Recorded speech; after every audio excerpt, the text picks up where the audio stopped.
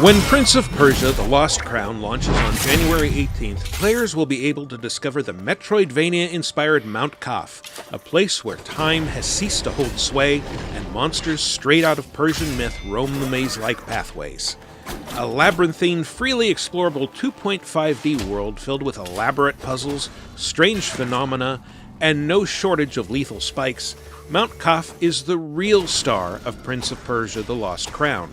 And while Sargon, youngest member of the Elite Immortals, certainly cuts a memorable figure with his paired swords and superhuman combat abilities, the diverse biomes and elaborate traps of the world he explores are what stayed with me after my most comprehensive hands-on with Prince of Persia: The Lost Crown yet. But let's start with Sargon. Our hands-on preview threw Sargon and the Immortals into a prologue battle prior to their arrival at Mount Kaf. The battle's climax set Sargon against Uvishka, a towering general on horseback. Uvishka introduced us to the concept of vengeful counters. That is, if an enemy winds up with a glowing yellow attack, parrying it will let you throw it back in their face with a deadly counter of your own.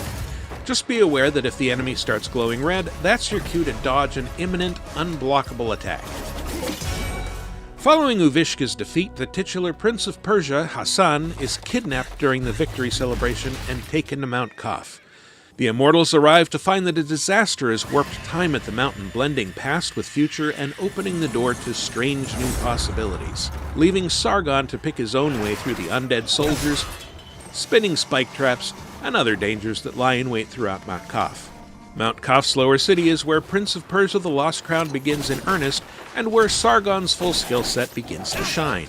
An impressive leaper, Sargon can jump off just about any wall, provided it's not lined with spikes, and this comes in especially handy when he's near one of Mount Kaf's many horizontal flagpoles, which actually let you pick a direction before somersaulting off them.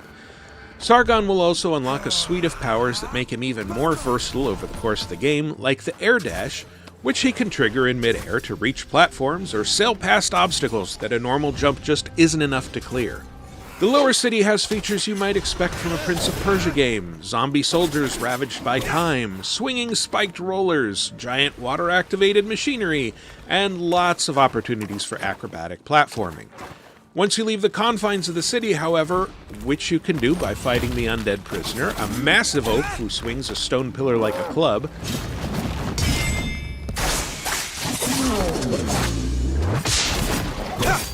out in the Hyrcanian forest, things start to get much stranger. Here, you'll likely stumble into a fight with Erlich, a giant corrupted boar who's easy to slip behind as he charges or vomits corrosive goo, but he's perfectly capable of kicking backward, so watch out. Erlich guards a bow, which technically belongs to Sargon's friend Menelaus, but it's a time-anomalous copy that Sargon finds on his own corpse, in an event that hints at the extreme strangeness players will find in Mount Kaf's further reaches. This bow quickly becomes one of the most indispensable tools in Sargon's arsenal.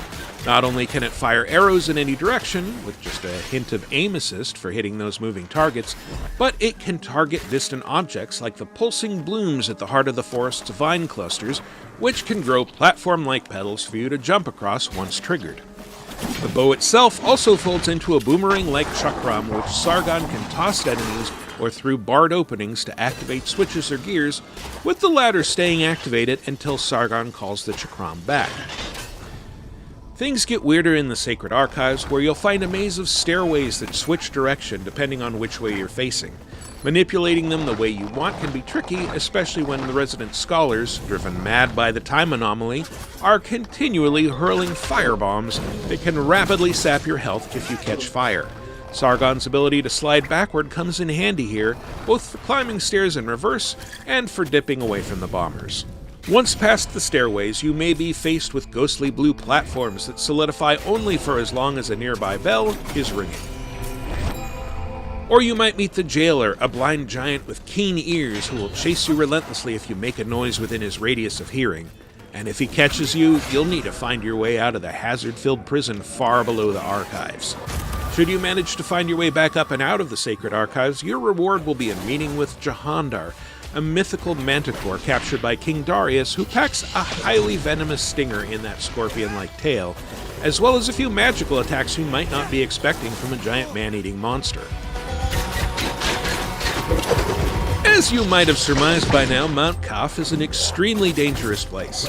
Luckily, Sargon can activate checkpoints in the form of whack-whack trees, which send out tendrils of beckoning light when they're nearby. Resting at a whack-whack restores Sargon's health and any health potions he's carrying, but that comes at the cost of making all the enemies you've killed reappear.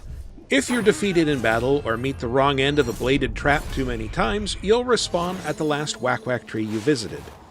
And there also you can swap out Sargon's Athra attacks, which include things like energy waves and healing pools, powered by the Athra power built up from damaging enemies. You can also swap out his amulets, which grant new abilities, buffs, and other enhancements, so long as you've got enough slots in Sargon's necklace. Want an extra attack to cap off your combos or a boost to your attack power? You'll want to pay attention to amulets. Now, Mount Kaf isn't entirely hostile. As Sargon journeys through the labyrinth, he'll meet helpful NPCs who will sell treasures or provide other services for a price, like Fariba, the mysterious little girl who has the run of the place, and will share her knowledge by filling out Sargon's map once he reaches a new area. She'll also give you a device that will actually take a picture of your surroundings and drop it on the map. Don't remember what kept you from fully uncovering a partially explored area? Now it's easy to find out, provided you took a snapshot of it. You'll also meet others trapped in Mount Kaf who need your assistance. That is to say, who'll reward you if you take on side quests for them. Like the Moon Gatherer, who needs help finding pieces of the moon scattered around the mountain. Seems doable, sure. Sargon can also discover Homa statues that let him fast travel around the game world, and to a safe haven in the lower city, where players can get hints from Fariba, buy amulets and other essential upgrades from her grandmother the mage, or improve their weapons with the help of Kahiva, the forge goddess.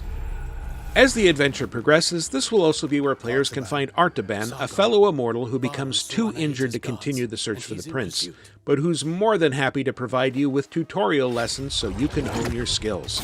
Completing these will reward you with time crystals to use as currency, and can teach you how to do things like extend combos, along with other tricks for maximizing Sargon's combat effectiveness. Our journey through Mount Kaf's grandiose architecture and forbidding forests wouldn't have been complete without a visit to its sewers. A revolting maze of tunnels, spinning spike rollers, rat people, giant wasps, and acidic slime, where unexpected treasures lie in wait. But it was in the heights of the Upper Citadel that the adventure hit its climax.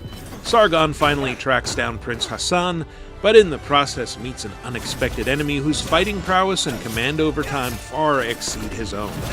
We won't get into spoilers just yet, but suffice to say things look grim. Although hitting rock bottom, in this case literally, is an opportunity to crawl your way back up and discover more for yourself. And that's just the end of the first act. There are still plenty of mysteries to uncover in Mount Kaf, many of which are heavily influenced by the history and mythology of ancient Persia. For maximum immersion, you can even play in Farsi, with a fully voiced audio track you can switch to at any time.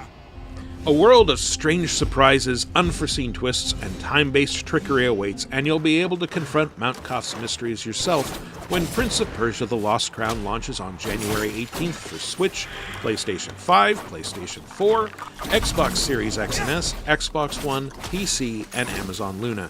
Pre-order now at the Ubisoft Store or sign up for Ubisoft Plus to get 3-day early access.